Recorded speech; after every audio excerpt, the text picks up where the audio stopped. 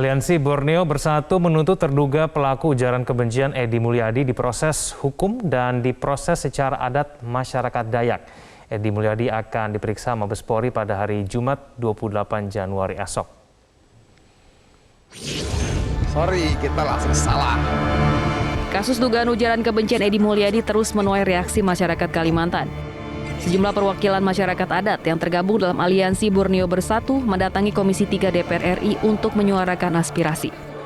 Juru bicara Aliansi Borneo Bersatu Rahmat Nasution Hamka menyebut Aliansi Borneo Bersatu meminta Kapolri agar segera mengambil tindakan hukum dan mendesak dilakukannya sidang adat Dayak terhadap Edi Mulyadi.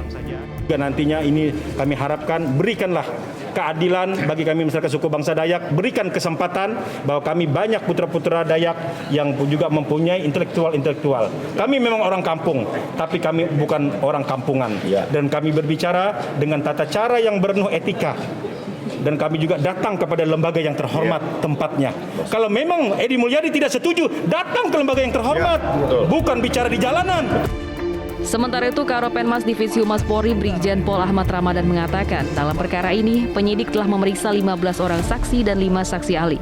Penyidik akan memanggil Edi Mulyadi pada Jumat 28 Januari besok. Ramadan menjelaskan setelah tahap penyidikan, hari ini telah dilakukan pengiriman surat perintah dimulainya penyidikan atau SPDP ke Kejaksaan Agung. Bahwa perkara ujaran kebencian yang dilakukan oleh Saudara EM ditingkatkan statusnya dari penyelidikan ke penyidikan.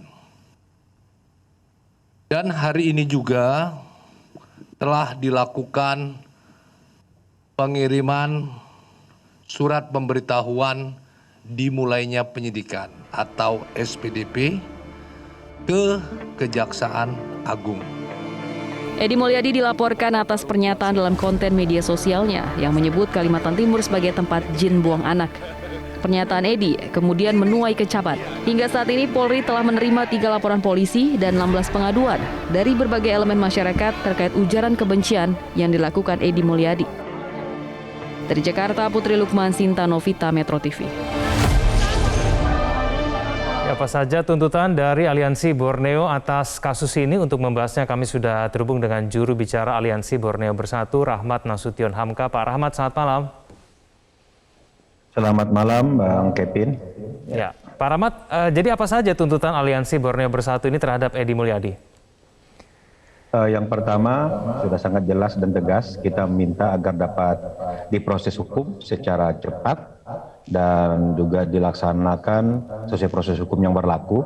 Dan dalam hal ini kami berterima kasih kepada pimpinan komisi dan anggota Komisi 3 DPR RI yang telah memberikan informasi terupdate kepada kami bahwa melakukan respon cepat dengan memanggil besok, dan kemudian kami berharap sesuai dengan tuntutan kami bahwa dilakukan penahanan karena ini sudah memenuhi unsur-unsur dan juga dari ancaman hukumannya juga, dan saya pikir ini merupakan suatu bentuk apresiasi kami. Mudah-mudahan ini dapat dilakukan secara serius dan sungguh-sungguh. Baik, apakah ada proses penyelidikan yang dilakukan oleh polisi yang membuat Aliansi Borneo merasa tidak puas, Pak Rahmat? Yang pertama, kami akan terus mengawal hal ini karena ini kami anggap respon Kepolisian Negara Republik Indonesia cukup sangat cepat, dan hal ini kami harapkan segera dibuktikan pada besok hari, dan kami juga berharap bahwa ini agar tidak meluas nantinya keresahan, kegelisahan masyarakat Kalimantan, khususnya suku bangsa Dayak, para Mantir, Damang, Temanggung, semuanya di bawah sudah kami coba redam, bahwa percayakan kepada kami dan percayakan kepada jajaran lembaga adat struktural seperti Majelis Adat Dayak Nasional dan Dewan Adat Dayak di masing-masing provinsi, dan juga kepada Aliansi Borneo Bersatu sebagai bentuk gerakan moral, yaitu gerakan kultural dalam rangka untuk mengawal proses hukum tersebut. Jadi sehingga jangan sampai kesabaran dan juga kami selama ini disalahartikan. Masyarakat Dayak cinta damai, tapi kalau diusik kami juga jangan sampai ini menjadi hal yang kelam bagi kita. Kami tidak jumawa, boleh dilihat bagaimana kami selama ini cinta terhadap NKRI. Tapi kalau kami diganggu, itu kami bukan mengancam. Jangan sampai suku bangsa Dayak jadi anak nakal bagi NKRI ini. Pak Rahmat, saya konfirmasi apakah betul Aliansi Borneo Bersatu ini tidak hanya kemudian meminta Edy Mulyadi dihukum secara hukum positif, tetapi kemudian juga meminta Edy Mulyadi ini dihukum secara hukum adat. Betul begitu Pak Rahmat? Ya, betul. Jadi berdasarkan aspirasi, pernyataan sikap dari segenap komponen masyarakat Kalimantan, khususnya suku bangsa Dayak, bahwa selain hukum positif yang dijalankan, maka saudara Edy Mulyadi CS juga harus mempertanggungjawabkan secara hukum adat kami, suku bangsa Dayak. Karena apa? Menurut kami bahwa apabila hal tersebut tidak dijalankan, oke, ketika beliau sudah menjalankan hukuman, keluar dari penjara, tetapi secara moral mereka akan tetap berhadapan dengan kami, bertemu dengan kami, bersinggung dengan kami, belum selesai masalah itu. Sehingga harapan kami nantinya, secara hukum positif, secara hukum negara sudah dijalankan, maka secara hukum adat pun bahwa sebagai penebusan kesalahan secara moral, ini bukan hanya kepada kami, tapi juga kepada para leluhur-leluhur kami.